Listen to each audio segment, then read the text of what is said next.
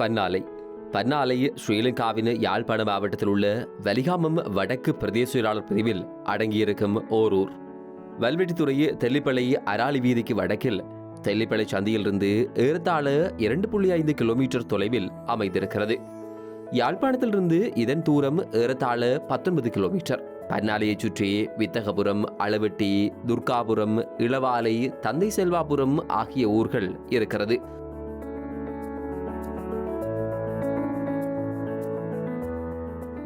உடுவில் முத்துக்குமார கவிராயர் நாமாந்திரிகை என்னும் பிரளக்கேளிகை வகை அமைத்து பாடிய பாடலொன்றில் பன்னாலையான் மிக உறுத்தனன் என்ற ஒரு இடத்தில் குறிப்பிடுகிறார். பிரகேளிகையில் பன்னாலையான் என்பதன் பொருள் கரும்பு வில்லை உடைய மன்மதன் என்பதாகும். பல கரும்பு ஆலைகள் முன்பு இருந்த இடம்தான் பன்னாலை. கிழக்கே அம்பனையிலிருந்து கொல்லங்கலட்டி ஊடாக செல்லும் வன்னியசிங்கம் வீதி, தெற்கே அம்பனையிலிருந்து அளவெட்டி ஊடாக பண்டத்தரிப்புக்கு செல்லும் வீதி, மேற்கே அளவெட்டியிலிருந்து மயிலங்கூடல் கரகம்பனை ஊடாக கீரிமலை செல்லும் வீதி, வடக்கே கொல்லங்கலட்டி வீதியிலிருந்து நீலாவத்தை வித்தகபுரம் செம்பாடு ஊடாக கீரிமலை செல்லும் வீதியுடன் அம்பனை வயலும் பன்னாலைக்குரியதுதான். ஈழமங்கு நிறைந்திருக்கும் கற்பக விநாயகர் ஆலயங்களில் முக்கியமான ஒரு இடத்தை பெறுவது பழம்பெருமை வாய்ந்த வரத்தலம் கற்பக விநாயகர் கோவில். தெல்லிப்பளை சந்தியிலிருந்து மேற்கு நோக்கி அம்பனை சந்தியை கடந்து பிரதான வீதி வழியே 400 மீட்டர் வரை செல்ல வரத்தலப்பதி விநாயகர் ஆலயத்தை கண்டு ஆனந்தமடைய முடியும். பன்னாலை கிராம சேவையாளர் பிரிவில் மருத நிலப்பரப்பில் அமைந்திருக்கும் இவ்வாலயம் பழம்பெருமை மிக்கது. 21 அடி உயரமான மணிக்கோபுரம் ராஜகோபுரத்தின் வடக்கில் காணப்படுகிறது. மணிக்கோபுரத்தின் கீழ்ப்பகுதியில் நாகதம்பிரானும் அதற்கு வடக்கே சந்தான கோபாலரும் தெற்கே வைரவரும் எழுந்தருளியிருக்கின்றனர். தெல்லிப்பள்ளி சந்தியிலிருந்து மேற்கு நோக்கி அம்பனி சந்தியை கடந்து பிரதான வீதி வழியே 600 மீட்டர் வரை மேற்கே செல்ல வடக்கு புறம் வரத்தலம் கற்பக விநாயகர் ஆலயத்தை சென்றடைகிறது. ஏறத்தாழ 1780ஆம் ஆண்டளவில் வாழ்ந்த பெத்தனன்னியர் என்னும் பெரியார் தாம் குடியிருந்த நிலத்திற்கு பக்கத்தில் மாட்டு தொழுவத்தில் இலுப்பை மரத்தடியில் ஓர் கல்லை வைத்து வழிபட்டு வந்தார்.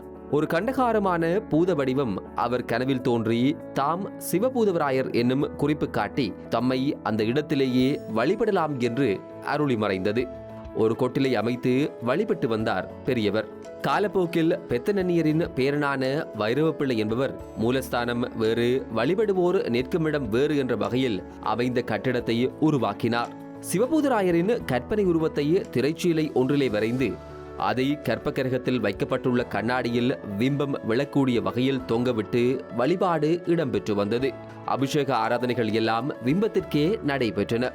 மூலமூர்த்தி சிவபூதராயர் 2 கரங்களை மட்டும் உடையவராக காணப்படுகிறார். தெல்லிப்பளை பன்னாலை சர் கனகசபை வித்யாலயம் 150 ஆண்டுகளை கடந்து கல்விப்பணி ஆற்றி வருகிறது. பிரதான வாழ்வியலாக விவசாயம் காணப்படுகிறது. குறிப்பாக மேட்டு நில பயிர்களுக்கு தனியான வரவேற்பு இங்கிருக்கிறது.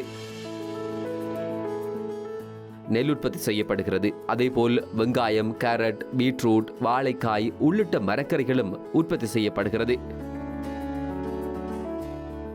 விவசாயிகள் உணவு பயிருக்கு அடுத்ததாக பணப்பயிர் செய்கையிலும் ஈடுபட்டு வருகின்றனர். வலிவடக்கு பிரதேச சபையின் கட்டுப்பாட்டுக்குள் உள்ள இங்கு கூத்தன் சீமா பொதுச்சந்தை முக்கியமானது. உயர் பாதுகாப்பு வலயமாக இருந்து மீள்குடியேற்ற பிரதேசமாக உள்ள வலிவடக்கு பிரதேச சபையின் ஆளுகையில் உறுப்பினர்கள், தவிசாளர்கள் அயராத முயற்சியால் சந்தைகள் மீளுருவாக்கம் பெற்று வருகின்றது. மக்கள் தம் பிரதேசத்தில் காய்கறிகளை வாங்கும் பொருட்டும் மாலை நேரத்தில் அரச உத்தியோகத்தர்கள் பணிகளை நிறைவு செய்து வீடு செல்கிற போது பொருட்களை வாங்கும் பொருட்டும் இச்சந்தைகள் இயங்கி வருகின்றன.